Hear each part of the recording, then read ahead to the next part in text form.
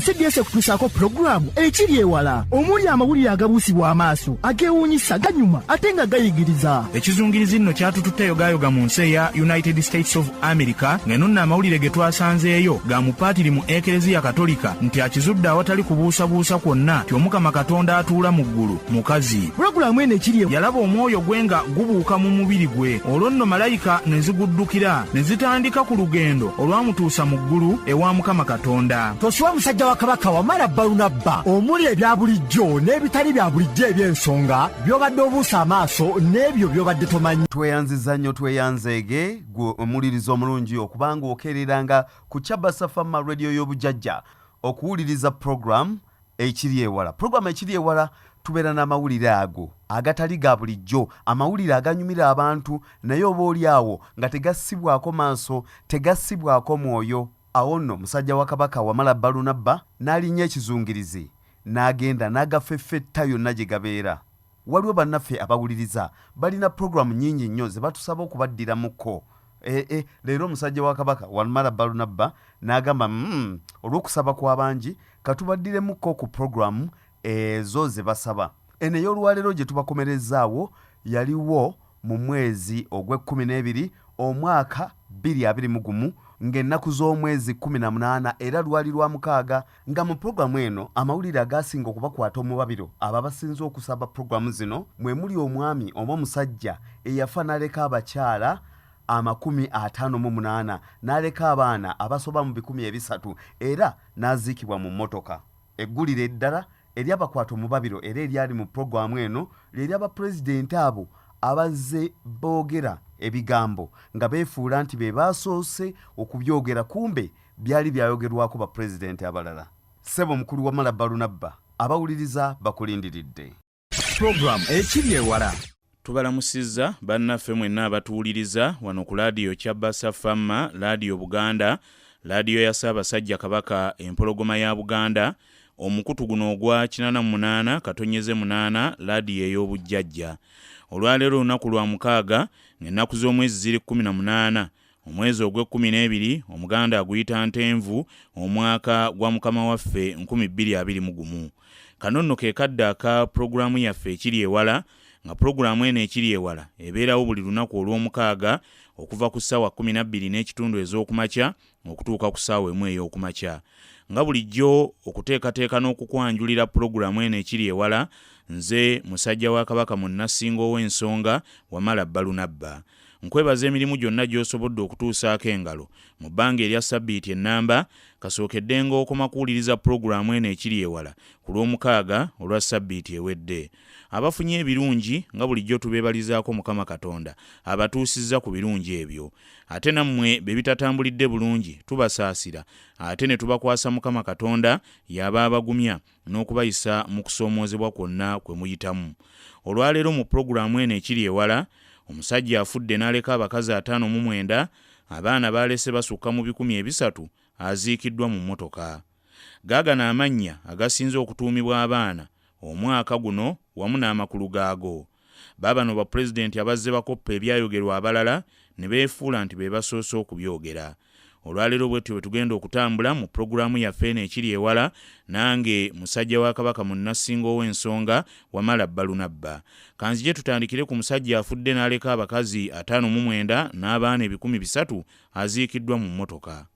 Puroguramu ekiri ewala ne musajja wa Kabaka Wamala Balunabba. Omusajja afudde yakazaala abaana 300. Mu sabbiiti eno mu puroguramu yaffe eno ekiri ewala wano ku laadiyo Kyabasa Famma mu Ffeffetta Nsonga, omukutu guno ogwa 88/8 laadiyo ey'obujjajja, empendo zaffe tusembereza eby'e Nigeria.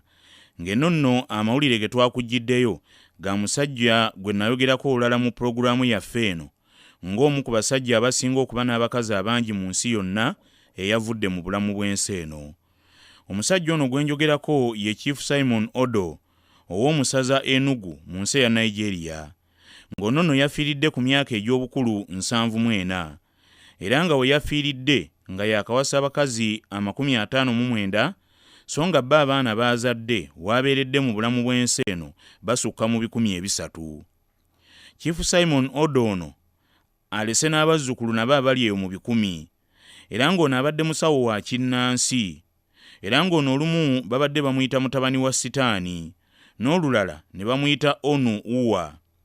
Era ng'ono yategeeza gye buvuddeko nga tannafa nti ekize kimuwasisa abakazi abangi be bakazi bazza awasa okukola empisa embi n'anyiiga n'abagattangako abalala.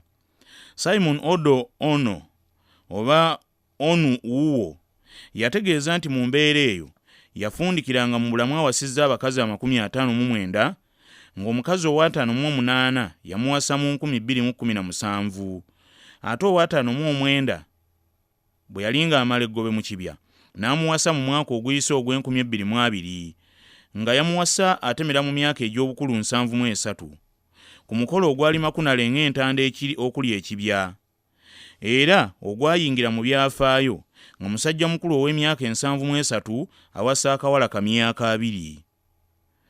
Onu uwa oba Simon Odo kaakati yavudde mu bulamu bw'ensi eno ku lwokubiri olwa sabbiiti eno obudde bwe bwabadde nga busaasaana oluvannyuma lw'okulwalira akabanga akatali kawanvu nnyo, nga mutabani we nga y'omu ku baana abakulu Emeka Odo yategeezezza nti kitaabwe obulwadde bumulumidde wiiki 3 newankubadde nga teyalambuludde kika kya bulwadde obwa ssekitaabwe ono. Kyokka Emeka Odo yakakasizza nti kitaabwe waafiiridde nga mu bulamu bwe awasizza abakazi 59 era nga kikakafu nti abaana baalina era baalese nga kaakano be bamulekwa basukka mu 300. Ng'omusajja ono bwe yali akyali mulamu yategeeza nti abakazi abasinga be yawasa ye si ye yabanoonyanga wabula nti bo be baamunoonyanga oluvannyuma lw'okuwulira ku musajja embaggubaggu, so nga n'abalala baabanga bazze kufuna bujjanjabi bwe yabawonyanga ne bamusaba obufumbo. Kaakati nno oluvannyuma lw'omusajja ono Chief Simon Odo ow'e Enugu okufa, ab'ekika kye wamu n'ab'emikwano baatudde okutandika ku nteekateeka ez'okuziika omuli n'okussa mu nkola ekiraamo kye, ng'ebimu ku ebyo omukulu ono bye yalaama mwe muli obutatwala mayiti ye mu ggwanika ly'eddwaliro lyonna ng'amaze okufa, saako okumuziika mu mmotoka nga ye bw'ayagala. Kale nno bwe kityo oluvannyuma lw'ab'ekika okukkaanya, Chief Simon Odo yaziikiddwa ku lwokusatu olwa sabbiiti eno n'aleka bamulekwa abasukka mu 300 n'abazzukulu 1000. Kyokka ng'ekyenjawulo ono teyaziikiddwa mu keesi eza bulijjo ze mumanyi, wabula yaziikiddwa mu mmotoka ye gye baatereezezza mu nnyumba ye ey'olubeerera, olwo nno ne yeebakira eringi ate ne yeebikka ettono. Mayiti ya Chief Simon Odo omusajja ow'abakazi 59 yatereezeddwa mu mmotoka y'eno eyakoze nga ssanduuko, nga mu kussa emmotoka eno mu ntaana baalese bamuteereddeko ennyimba ze ezibadde zisinga okumunyumira mu bulamu, olwo nno abaziisi ne bava emagombe, bo ne baleka ng'omuziki gusindegoma mu kusanyusa n'okutuukiriza ekiraamo kya munnaabwe. Chief Simon Odo nti yalaama okumuziika bwe bati nti kimwanguyize okugenda mu bulamu obuddako, nti ng'ajja kuvulumula buvulumuzi mmotoka y'eno nti agende mu bulamu obulala era mu nsi endala, ng'enzikiriza yaabwe mu kitundu bw'eri. Era mu mmotoka eno eyakoze nga ssanduuko bamuteereddemu n'ebimu ku bintu ebitonotono bye yalaama okumuziika nabyo ebikozesebwa mu bulamu obwa bulijjo. Kaakati gulabika nga gufuukidde eddala muze abafu okulaamanga okubaziikanga mu mmotoka zaabwe, kubanga twakirabako juuze South Africa ate ne tukirabako n'awalala nga bwe nzize mbategeeza mu pulogulaamu eno ekiri ewala. Naye ng'eno ye pulogulaamu yaffe ekiri ewala wano ku laadiyo Kyabasa Fama.